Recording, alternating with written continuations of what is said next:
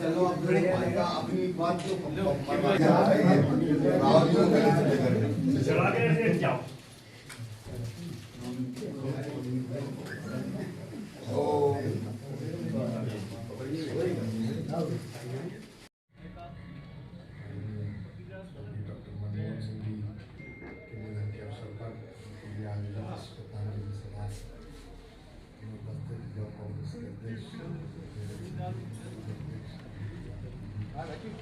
जाएगा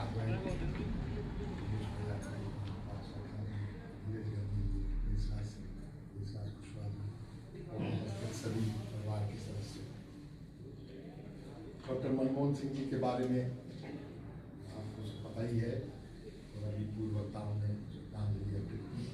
मैं भी उनके चरणों में श्रद्धांजलि अर्पित करता हूँ। वे इस देश के महान नेता थे। दो कार्यकाल प्रधानमंत्री रहे। जवाहरलाल नेहरू जी और इंदिरा जी के बाद दो कार्यकाल उन्होंने पूरे किए। अब हमारे प्रधानमंत्री नरेंद्र मोदी जी इससे पहले नेहरू जी और इंदिरा जी के बाद भी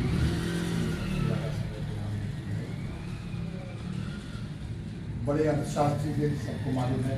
इनका जन्म आज पाकिस्तान में पंजाब है, वहाँ के गाँव में हुआ था और बहुत ही साधारण परिवार में हुआ था। कोई बहुत बड़े पैसे वाले आदमी नहीं थे उनके पिताजी। उनका गांव की स्कूल में, लोकल स्कूल में उनकी शिक्षा दीक्षा हुई। जब देश का विभाजन हुआ, हमारा देश आज़ाद हुआ, तो उनका परिवार भारत आ गया, दिल्ली आ गया। फिर उन्होंने यहाँ पंजाब यूनिवर्सिटी में अध्ययन किया। उसके बाद इंग्लैंड भी गए, विदेशों में भी उन्होंने अध्ययन किया और अच्छी योग्यता हासिल की। उन्हें उनके टैलेंट को देखते हुए सबसे पहले उन्हें भारत सरकार में राजनीतिक सलाहकार इंदिरा जी ने नियुक्त किया था, अपना राजनीतिक सलाहकार बनाया था। बाद में वो भारत सरकार में वित्त विभाग में और किसी पद पर भी रहे और फिर RBI के गवर्नर बने, रिजर्व बैंक ऑफ इंडिया के गवर्नर बने। कई पुराने नोटों पे आपने दस्तखत देखे होंगे। जब देश की अर्थव्यवस्था बहुत गड़बड़ हो गई थी, राजीव जी की हत्या हुई, उसके बाद एक समय आया, 2-3 सरकारें बदली और जब चंद्रशेखर जी प्रधानमंत्री बने थे मोदी सरकार के, उस समय देश की आर्थिक स्थिति बहुत गंभीर हो गई थी।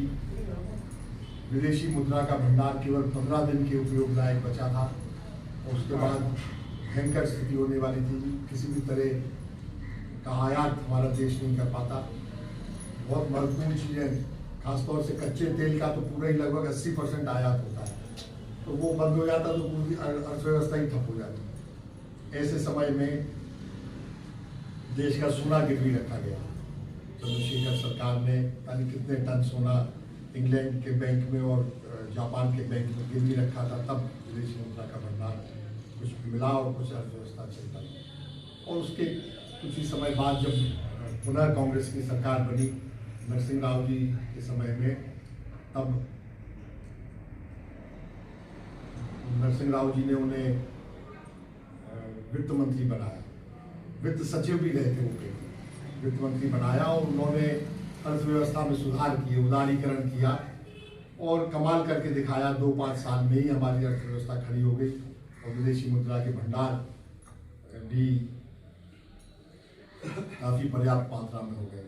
बाद में हमारी कांग्रेस पार्टी की नेता सोनिया गांधी जी ने उन्हें देश का प्रधानमंत्री बनने का मौका मिला। उनकी पहल से, सोनिया जी की पहल से मनमोहन सिंह जी देश के प्रधानमंत्री बने और फिर असली आर्थिक विकास तो उसके बाद हुए। पहले भी उनके कार्यकाल में, वित्त मंत्री के कार्यकाल में जो सुधार शुरू हुए थे वो आगे देश एक मजबूत आर्थिक स्थिति में खड़ा था। आज जो हमारी अर्थव्यवस्था मजबूत है, तब में और आज में जमीन आसमान का फर्क आ गया है। आज हमारी सरकार, चाहे राज्य सरकारें हो चाहे केंद्र सरकार, उनके पास इतना पैसा आ रहा है टैक्स के रूप में। जनता के हाथ में पैसा आता है तो जनता खर्च करती है, तो उद्योग बढ़ते हैं, आपकी डिमांड बढ़ेगी। किसान के पास, आम जनता के पास पैसा आएगा तो आम जनता, किसान जूते खरीदेगी, कपड़े खरीदेगी, उपभोग की अच्छी अच्छी चीज़ें खरीदेंगे। तेल साबुन वगैरह का भी खर्च बढ़ जाता है, टूथपेस्ट का खर्च बढ़ जाता है। सारी चीज़ें, तो ये सारी फैक्ट्रियाँ लगने लगती हैं। आदमी मोटरसाइकिल खरीदता है, कार खरीदता है, टेलीविजन खरीदता है। तो वो चक्र शुरू हुआ मनमोहन सिंह जी के समय में, और आम जनता के हाथ में भी थोड़ा पैसा आने लगा, तो अर्थव्यवस्था भी अच्छी बनी, टैक्स का कलेक्शन बढ़ा, राज्य सरकारों केंद्र सरकारों के पास भी पैसा आ गया। और अब तो पैसे की कोई कमी है ही नहीं। हजारों करोड़ रुपए की स्कीम तो जब चाहे तब प्रधानमंत्री या मुख्यमंत्री घोषित कर देते हैं। पहले इतना आसान नहीं था, पहले बहुत मुश्किल होता था। तो ये सब आज जो हमारे देश की प्रगति है वो हमारे प्रधानमंत्री मनमोहन सिंह जी की देन है। उनके समय में जो नीतियाँ लागू हुई, पहले जब वो वित्त मंत्री थे तब, और बाद में प्रधानमंत्री थे तब, उसके कारण। अब